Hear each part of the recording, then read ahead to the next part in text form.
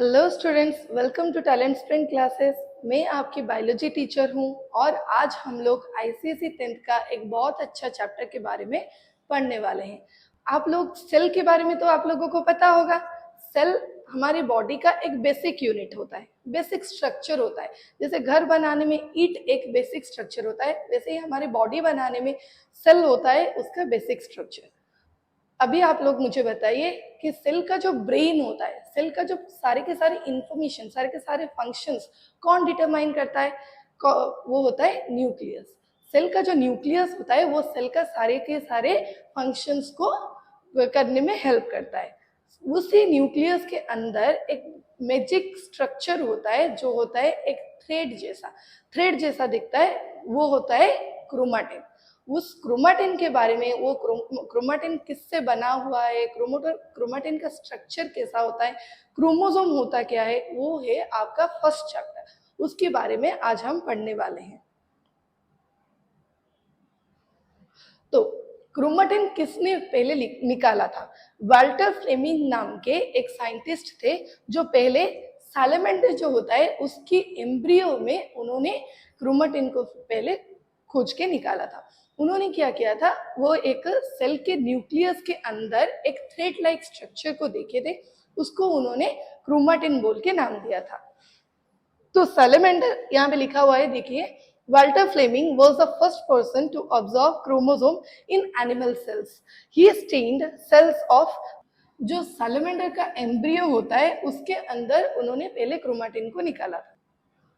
He observed एक highly condensed structure उन्होंने पहले देखा था जिसको उन्होंने क्रोमाटिन नाम दिया था। और सेल के जिस फेज में उन्होंने ये क्रोमाटिन को देखा था उसे उन्होंने माइटोसिस नाम दिया था। उन्होंने जो क्रोमाटिन का स्ट्रक्चर देखा था वो कैसा था? ऐसे एक थ्रेड लाइक स्ट्रक्चर था। जो थ्रेड होता है, हमारी जो थ्रेड होता है उसकी तरह एक स्ट्रक्चर को उन्होंने सेल के अंदर देखा था, उसको उन्होंने क्रोमाटिन बोल के नाम दिया था। फिर उन्होंने जब सेल के सारे डिवीजन के फेजेस को पूरी तरह से ऑब्जर्व करते हुए गए तो उन्हें एक फेज में, सेल डिवीजन के टाइम एक ही फेज में उन्होंने सेल का एक ऐसा वाला स्ट्रक्चर जो यहाँ पे दिया हुआ है पिक्चर में, ऐसा वाला स्ट्रक्चर देखा था। वो भी सेल की एक स्पेसिफिक फेज में। सेल डिवीजन के डिफरेंट फेजेस के बारे में हम अगली क्लासेस में पढ़ते हुए जाएंगे। तो कौन सी वाली फेज में देखा था? उन्होंने माइटोसिस की एक फेज में उन्होंने क्रोमाटिन का एक ऐसा वाला स्ट्रक्चर देखा था। उन्होंने उस फेज को माइटोसिस बोल के नाम दिया था। देखिए, इंटरफेज जो होता है, हमारा जो इंटरफेज होता है, यहाँ पे थ्रेड लाइक स्ट्रक्चर्स दिख रहे हैं, वो होता है क्रोमाटिन। और जो स्ट्रक्चर होता है, जो क्रोमाटिन होता है, वो जब भी एक प्रॉपर कंडेंसेशन होके बनाता है क्रोमोसोम, जो कि हमें माइटोसिस का, जो माइटोसिस सेल डिवीजन का एक फेज होता है, माइटोसिस का प्रो फेज में हमें दिखाई देने को मिलता है। फिर आता है क्रोमोसोम होता क्या है। जो क्रोमोसोम, क्रोमाटिन, ये सब वर्ड्स हम लोग सुन रहे हैं, वो एक्चुअल में होता क्या है? वो जो हमारा जो थ्रेड होता है, वो जो पूरा जो क्रोमोसोम का स्ट्रक्चर आ गया, वो एक ऐसा थ्रेड जो कॉइल होके बनाता है क्रोमोसोम। उस क्रोमोसोम को अगर जब भी हम थ्रेड को पूरा एलोंगेट करके देखेंगे तो हमें एक ऐसा स्ट्रक्चर दिखाई देने को मिलता है। जो अभी मैंने बताया था कि एक थ्रेड होता है क्रोमोसोम, जब हम उसे एनलार्ज करते हुए जाएंगे तो हमें दिखाई देने को मिलेगा एक ऐसा स्ट्रक्चर। ऐसा हमें लगेगा कि एक थ्रेड में बहुत सारे बीड्स बंधे हुए हैं। ये है बीड, जो होता है हिस्टोन पॉलीमर। ये होता है बीड, जो होता है हिस्टोन। हिस्टोन जो पॉलीमर होता है उसके अराउंड ये होता है डीएनए। ये जो थ्रेड है डीएनए, ये है हिस्टोन। हिस्टोन के अराउंड डीएनए बाइंड करते हुए ये क्या बनाता है? न्यूक्लियोसोम बनाता है। ये पूरा स्ट्रक्चर हिस्टोन प्लस ये डीएनए, हिस्टोन प्लस और डीएनए मिल के बनाते हैं न्यूक्लियोसोम। ये न्यूक्लियोसोम्स पूरा कंडेंस होके बनाते हैं क्रोमोसोम। क्रोमोसोम जो होता है वो होता क्या है? Chromatin fibre. क्रोमाटिन फाइबर किससे बनता है? हिस्टोन और डीएनए जो डबल हेलिकल स्ट्रक्चर होता है, आप सभी को पता है डीएनए होता क्या है। डीएनए एक डबल हेलिकल स्ट्रक्चर है जो कि हिस्टोन के अराउंड ऐसे बाइंड होते होते ऐसा एक क्रोमैटिन फाइबर बनाता है, इसे हम बोलते हैं न्यूक्लियोसोम। तो देखिए यहाँ पे हम पिक्चर को अच्छे से समझते हैं। एक क्रोमोसोम है जो कि अनबाउंड जब होता है तो क्रोमैटिन फाइबर बनाता है। ये क्रोमैटिन फाइबर कैसा दिखता है, जब हम क्रोमैटिन फाइबर को जूम करके देखेंगे तो वो कैसा दिखेगा, beads on a string. DNA के अराउंड एक बीट के अराउंड एक डीएनए कॉइल्ड होके बना है जो होता है बीट्स ऑन ए स्ट्रिंग, बनता है न्यूक्लियोसोम। ये न्यूक्लियोसोम होता है डीएनए का बेसिक स्ट्रक्चर। अब हम आगे आगे डीएनए होता क्या है, डीएनए का कैसा स्ट्रक्चर होता है वो धीरे धीरे देखते हुए जाएंगे। तो देखिए वो जो क्रोमोसोम का स्ट्रक्चर कैसा होता है, क्रोमोसोम एक पॉलीमर ऑफ न्यूक्लियोटाइड, न्यूक्लियोटाइड का एक पॉलीमर है। छोटे छोटे न्यूक्लियोटाइड से एक न्यूक्लियोटाइड ऐसे एक पॉलीमर है डीएनए। डीएनए को किन रोजालिंड फ्रैंकलिन ने डीएनए का फर्स्ट स्ट्रक्चर इन 1953 उन्होंने दिया था। उन्होंने बोला था कि डीएनए एक पॉलीमर है जो कि बहुत सारे न्यूक्लियोटाइड को मिलकर बनते हैं। और डीएनए का जो स्ट्रक्चर, एक्चुअल स्ट्रक्चर ऐसे डबल हेलिकल वाला स्ट्रक्चर होता है, ऐसे डबल हेलिकल वाला स्ट्रक्चर होता है। ये वाला स्ट्रक्चर किसने दिया था, वाटसन और क्रिक, इन दोनों ने मिलकर डीएनए का जो डबल हेलिकल स्ट्रक्चर होता है वो दिया था वाटसन एंड क्रिक ने। वाटसन और क्रिक ने मिलकर डीएनए एक डबल हेलिकल स्ट्रक्चर में रहता है, ये बोला था उन्होंने। उसके बाद आता है कि मॉलिक्यूलर स्ट्रक्चर ऑफ डीएनए कैसा होता है। डीएनए देखने के लिए एक डबल हेलिकल स्ट्रक्चर होता है, पर वो डबल हेलिकल बनते कैसे हैं, डबल हेलिकल किससे मिलकर बनते हैं, तो ये अब हम देखेंगे मॉलिक्यूलर स्ट्रक्चर ऑफ डीएनए में। अभी मैंने बताया कि डीएनए एक क्या होता है, मैक्रोमोलिक्यूल होता है, पॉलीमर होता है। न्यूक्लियोटाइड्स को मिलकर ये एक पॉलीमर बनाता है, मतलब ये एक मैक्रोमोलिक्यूल है। माइक्रो किसको बोलेंगे, जो पूरे छोटे छोटे मॉलिक्यूल्स को हम लोग माइक्रो बोलते हैं, पर मैक्रोमोलिक्यूल के मतलब माइक्रोमोलिक्यूल्स मिलके मैक्रोमोलिक्यूल बनते हैं। डीएनए एक क्या होता है, मैक्रोमोलिक्यूल होता है जो कि कॉम्प्लीमेंटरी स्ट्रैंड से मिलकर बनते हैं। वो कॉम्प्लीमेंटरी स्ट्रैंड होता क्या है, हम नेक्स्ट स्लाइड्स में देखेंगे। अभी ये मैंने अभी बताया कि डीएनए क्या है, एक न्यूक्लियोटाइड्स की मॉलिक्यूल्स को मिलकर एक पॉलीमर बनाता है। डीएनए क्या होता है, एक रिपीटिंग यूनिट ऑफ न्यूक्लियोटाइड को मिलाकर एक पूरा डीएनए बनता है। जो न्यूक्लियोटाइड होता है वो होता क्या है, न्यूक्लियोटाइड भी एक ऐसा चीज है जो कि 3 सब यूनिट्स को लेके बनता है। न्यूक्लियोटाइड किससे किससे बनता है, एक फॉस्फेट ग्रुप होता है न्यूक्लियोटाइड में, एक नाइट्रोजनस बेस होता है और एक पेंटोज सुगर होता है। सुगर जैसे कि ग्लूकोज होता है, राइबोस होता है, ऐसे बहुत सारे सुगर हम लोगों ने सुना है अभी तक। गैलेक्टोज होता है, ग्लूकोज होता है, गैलेक्टोज होता है, ऐसे बहुत सारे सुगर होते हैं। उसमें से ये पेंटोज सुगर से मिलकर बना होता है, मतलब राइबोज होता है। राइबोज एक पेंटोज सुगर है या फिर डीऑक्सी राइबोज होता है। इन दोनों में डिफरेंस होता क्या है, ये जो डीऑक्सी राइबोज है ये होता है डीएनए में, और ये राइबोज जो होता है वो होता है आरएनए में। ये राइबोज या फिर डीऑक्सी राइबोज किसी एक को लेकर और नाइट्रोजनस बेस और फॉस्फेट को लेकर पूरा ग्रुप बनाता है एक डीएनए का न्यूक्लियोटाइड। डीएनए का न्यूक्लियोटाइड क्या है पता चल गया आपको। डीएनए का न्यूक्लियोटाइड में क्या क्या होता है, एक पेंटोज सुगर होता है और एक फॉस्फेट ग्रुप होता है और एक नाइट्रोजनस बेस होता है। समझ में आ गया, ये तीनों मिलाकर बनाते हैं न्यूक्लियोटाइड, और एक न्यूक्लियोटाइड ऐसे मिलकर बनते हैं पूरा डीएनए का स्ट्रक्चर। ये जो पूरा डीएनए का स्ट्रक्चर, जो डबल हेलिकल स्ट्रक्चर, ऐसे छोटे छोटे न्यूक्लियोटाइड को यूनिट्स को मिलाकर ये पूरा डीएनए का स्ट्रक्चर बनाता है। ये एक न्यूक्लियोटाइड हो गया, ये एक न्यूक्लियोटाइड हो गया, ये एक न्यूक्लियोटाइड हो गया, ऐसे पूरा न्यूक्लियोटाइड्स को मिलाकर बनते हैं ये पूरा डीएनए का डबल हेलिकल स्ट्रक्चर। तो हमें पता चल गया कि दो स्ट्रैंड्स मिलकर बनाते हैं पूरा डबल हेलिकल स्ट्रक्चर। तो ये दोनों स्ट्रैंड स्टेबल कैसे रहेंगे? डेफिनेटली उन दोनों के बीच में एक गम होगा जो उन्हें पकड़ के रखेगा। तो ऐसे जो डबल स्ट्रैंडेड बनते हैं, इन दोनों के अंदर ये जो हमें दिख रहा है स्ट्रक्चर, ऐसा जो स्ट्रक्चर्स हमें दिख रहे हैं वो होते क्या है? जो डबल स्ट्रैंडर्ड्स हैं उनके अंदर हाइड्रोजन बॉन्ड्स होते हैं जो टाइटली बाउंड करके रखते हैं उन दोनों थ्रेड्स को मिलाकर वो एक डबल हेलिकल स्ट्रक्चर बनाते हैं। ये न्यूक्लियोटाइड्स की रिपीटिंग यूनिट्स है और ये स्ट्रैंड दोनों चिपक के हैं थ्रू हाइड्रोजन बॉन्ड्स। ये जो नाइट्रोजन बेसेस होते हैं, ये जो नाइट्रोजनस बेसेस होते हैं, अभी हम लोगों ने देखा ये नाइट्रोजनस बेसेस होते हैं।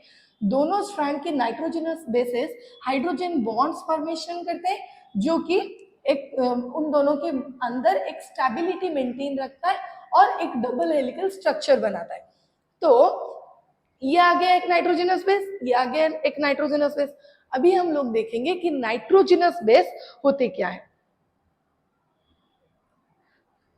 नाइट्रोजनस बेस एक ऐसा मॉलिक्यूल होता है जो कि डीएनए में अहम रोल प्ले करता है। देखो, नाइट्रोजनस बेस नॉर्मली दो तरह के होते हैं, एक होता है प्यूरिन, दूसरा होता है पिरिमिडिन। ये प्यूरिन और पिरिमिडिन मिलके बनाते हैं पूरा nitrogenous base. Nitrogenous base mainly दो तरह के होते हैं। ये प्यूरिन फिर से दो तरह के होते हैं, एडेनाइन एक प्यूरिन है, गुआनाइन एक प्यूरिन है, और थायामिन, साइटोसिन, यूरासिल ये तीन होते हैं एक एक पिरिमिडिन। किन बेसिस पे इनको प्यूरिन और पिरिमिडिन में डिवाइड किया गया है ये हम लोग अगले स्लाइड में देखेंगे। पहले समझ लो कि नाइट्रोजनस बेसिस होते क्या है।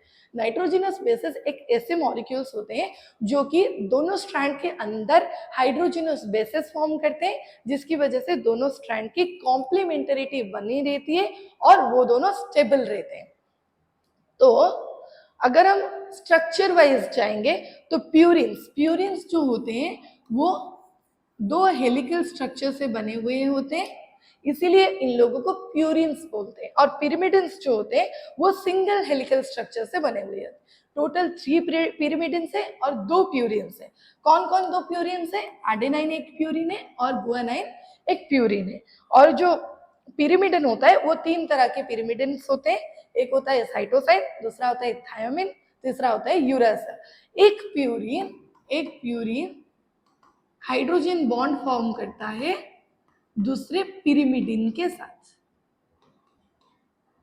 बना के ये दोनों क्या करते हैं? दो डबल स्ट्रैंडेड को स्टेबल करके रखते हैं। जैसे कि हम लोगों ने देखा था इस वाले पिक्चर में, देखो ये एडेनाइन क्या है? एक प्यूरिन है, और थायामिन एक पिरिमिडिन है। ये दोनों मिलके बनाते हैं दो हाइड्रोजनस बॉन्ड, इन दोनों के बीच होता है जो इन दोनों को स्टेबल करके रखता है उनकी स्टैंड में, उनकी जगह पे। देखो यहाँ पर गुआनाइन भी एक प्यूरिन है, साइटोसाइन एक पिरिमिडिन आ गया। एक प्यूरिन एक पिरिमिडिन मिलके हाइड्रोजनस बॉन्ड बना दिए और उन्होंने बना दिया एक कॉम्प्लीमेंटरी स्टैंड। समझ में आ रहा है? उसके बाद हम देखेंगे क्यों यहाँ पे 2 ही लाइंस दिए गए, यहाँ पे 3 लाइंस दिए गए। जो एडेनाइन और थायामिन होते हैं वो दोनों एक दूसरे के साथ 2 हाइड्रोजनस बॉन्ड बनाते हैं, और जो गुआनाइन और साइटोसाइन होते हैं वो अपने अंदर 3 हाइड्रोजन बॉन्ड को बनाते हैं और वो स्टेबिलिटी मेंटेन रखते हैं। तो जैसे कि आप लोगों को पता है 3 हाइड्रोजनस बॉन्ड मतलब ये दोनों ज्यादा स्टेबल, और 2 हाइड्रोजनस बॉन्ड मतलब ये दोनों थोड़ा कंपैरेटिवली थोड़ा कम स्टेबल होंगे। तो उसके बाद आ गया ये जो प्यूरिन होता है, पिरिमिडिन होता है, वो कैसे फॉर्म, कहाँ पे होते हैं, और डीएनए और आरएनए को कैसे डिफरेंशिएट कर सकते हैं। देखो डीएनए और आरएनए में जो डिफरेंस आता है, इनके प्रेजेंस की वजह से उन दोनों में डिफरेंस आता है। देखो डीएनए में जो होता है, यहाँ पे हम अभी एक स्ट्रक्चर देखेंगे, ये है आरएनए और ये है डीएनए। आरएनए होता क्या है? एक सिंगल स्ट्रैंडेड स्ट्रक्चर होता है। डीएनए एक डबल स्ट्रैंडेड स्ट्रक्चर होता है, 2 स्ट्रैंड्स हैं इसमें, और आरएनए में एक ही स्ट्रैंड होता है। जो डीएनए है, डीएनए में जो नाइट्रोजनस बेसेस होते हैं वो थोड़ा अलग होते हैं आरएनए से। आरएनए में आरएनए में क्या क्या होता है, साइटोसाइन, गुआनाइन, एडेनाइन, यूरासिल होता है। पर डीएनए में होता है कि कौन से नाइट्रोजनस बेस होते हैं, साइटोसाइन, जैसे यहाँ पे है जैसे वहां पे भी साइटोसाइन होता है, जैसे यहाँ पे गुआनाइन है वहां पे भी गुआनाइन होता है, जैसे यहाँ पे एडेनाइन है यहाँ पे भी एडेनाइन होता है। सिर्फ एक नाइट्रोजनस बेस अलग होते हैं जो कि आरएनए में यूरासिल है, पर डीएनए में होता है थायामीन। तो इन दोनों की वजह से आरएनए और डीएनए में वास्ट चेंजेस आते हैं। जैसे कि हम लोग देखेंगे कि आरएनए थोड़ा लेस स्टेबल होता है देन दैट ऑफ डीएनए, इसलिए वो सिंगल स्ट्रैंडेड बॉन्ड बनाता है, और डीएनए से आरएनए फॉर्म होता है जो कि आगे जाकर प्रोटीन बनाने में हेल्प करता है। आरएनए एक मीडिएटर होता है, डीएनए और प्रोटीन बनाने में एक मीडिएटर की तरह काम करता है आरएनए, तो समझ लो। जैसे कि यहाँ पे दिया गया है कि nitrogenous bases in DNA and RNA, nitrogenous bases जो डीएनए में कौन से नाइट्रोजनस बेसिस होते हैं, एडेनाइन, गुआनाइन, साइटोसाइन, थायामीन, ये सब नाइट्रोजनस बेसिस डीएनए में होता है। पर आरएनए में कौन से होते हैं, एडेनाइन, गुआनाइन, साइटोसाइन, ये दोनों कॉमन है, ये तीनों कॉमन है इन दोनों में। पर थायामीन यहाँ पे जो है डीएनए, उसके बदले आरएनए में यूरासिल प्रेजेंट होता है जो कि आरएनए को अलग बनाता है डीएनए से। तो अभी देखेंगे हम कैसे हमारे बॉडी में डिफरेंट कैरेक्टर्स के लिए ये डीएनए रिस्पॉन्सिबल होता है।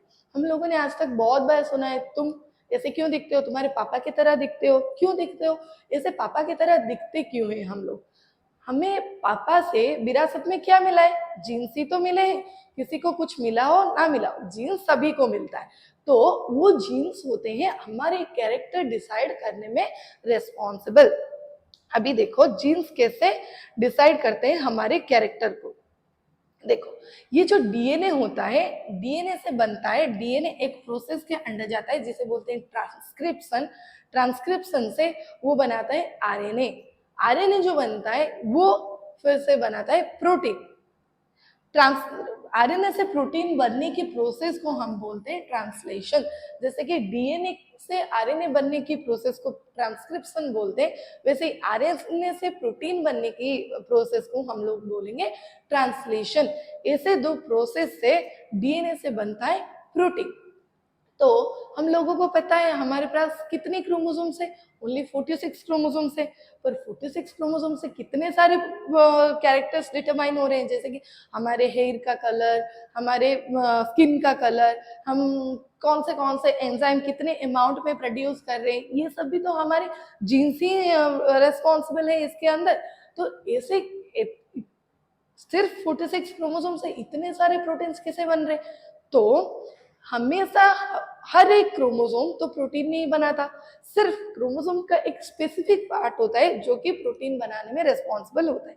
जैसे कि आप लोग यहाँ पे देख रहे हो कि डीएनए की सिर्फ इतना सा पार्ट क्या बना रहा है, इतना बड़ा प्रोटीन बना रहा है। तो डीएनए के सारे सारे छोटे छोटे पार्ट्स जो होते हैं, ये जो डीएनए है, डीएनए की इतनी सी पार्ट इसने क्या बना दिया, एक जीन होता है जो उसने आई कलर को डिटरमाइन किया। ये जो डीएनए का छोटा सा पार्ट ये आई की कलर को डिसाइड कर रहा है। जितना स्पेसिफिक पार्ट डीएनए का एक कैरेक्टर को डिसाइड करता है उसे हम बोलते हैं जीन। जीन होता क्या है, gene are made up of, gene अलग कुछ नहीं होता, वो डीएनए से ही बना हुआ होता है, जो कि एक स्पेसिफिक सीक्वेंस होता है, एक छोटा सा डीएनए का एक छोटा सा सीक्वेंस होता है जिसके अंदर बहुत सारे न्यूक्लियोटाइड्स होते हैं, वो बनाता है जीन। और उसका फंक्शन क्या होता है, वो कोड करता है for creating protein, different protein. जैसे कि आई कलर को डिसाइड करने के लिए भी एक प्रोटीन रेस्पॉन्सिबल है, वो प्रोटीन बनाता है ये वाला सेगमेंट वाला जीन, ये छोटा सा सेगमेंट वाला जीन बनाता है वो वाला प्रोटीन। तो देखो यहाँ पे क्या दिया हुआ है function, they act as a codes for creating proteins और RNA molecules which are essential for the body's growth, development and maintenance। Body की डेवलपमेंट, बॉडी की मेंटेनेंस के लिए जो भी हमें प्रोटीन चाहिए वो स्पेसिफिक छोटे छोटे पार्ट्स जो डीएनए के होते हैं वो बनाते हैं आरएनए, और उस आरएनए से बनता है प्रोटीन। और जिस सेगमेंट ऑफ डीएनए से प्रोटीन बनता है उस स्पेसिफिक सेगमेंट ऑफ डीएनए को हम बोलते हैं जीन। समझ में आ गया क्रोमेटिन क्या होता है, क्रोमोसोम क्या होता है, डीएनए क्या होता है और जीन क्या होता है, इन चारों में डिफरेंस होता क्या है, ये सब आज हमने पढ़ा। उसके बेसिस में मैं आपको एक क्वेश्चन पूछ रही हूँ, वो बताना। ये है एक क्वेश्चन, उसने पूछा है कि if there is 300 nitrogenous base, अगर एक सेगमेंट ऑफ डीएनए में एक छोटा सा सेगमेंट है डीएनए का जिसमें कितने प्रोटीन कितने नाइट्रोजनस बेसेस है, 300 नाइट्रोजनस बेसेस है, बेस पेयर्स है। बेस पेयर मतलब गुआनाइन साइटोसाइन या फिर एडेनाइन थायमिन, ऐसे बेस पेयर्स हैं। 300 नाइट्रोजनस बेस पेयर्स है। एक इन्हें डीएनए में एक छोटे से सेगमेंट में 300 नाइट्रोजनस बेसेस है, जहां पे गुआनाइन कितने हैं, 75 दिया हुआ है। उसने दे दिया कि गुआनाइन उसमें 75 है। उसने पूछा है कि थायामीन कितने होंगे।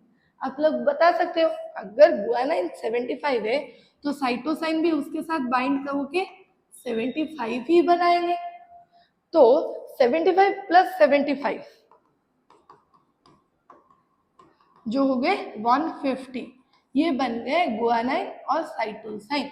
मतलब ये जो 300 नाइट्रोजनस बेसेस हैं उनमें से 150 चला गया गुआनाइन और साइटोसाइन मिला के। बाकी के जो एडेनाइन और थायामीन होंगे वो कितने होंगे, बाकी के 150 होंगे। बाकी के जो 150 होंगे वो एडेनाइन और थायामीन होंगे।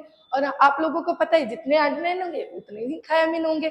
तो एडेनाइन की number is equal to thiamine की नंबर, मतलब थायामीन की नंबर कितनी होगी, 75 होगी। ऐसे अगर न्यूमेरिकल वाले क्वेश्चन आएंगे तो आप लोगों को करने में कोई परेशानी नहीं होगी। देखो ये अभी ये जो क्वेश्चन पूछ रहा था कि what is the number of thymine in the sequence, तो थायामीन का नंबर कितना आ गया, 75 आ गया। ऐसे ही हम लोग आगे पढ़ेंगे कि सेल में डिवीजन होता कैसे, सेल में जो क्रोमोसोम होते हैं वो दोनों सेल में कैसे बंटते हैं, ये सब के बारे में हम अगले क्लास में सेल डिवीजन के बारे में पढ़ेंगे। Thank you.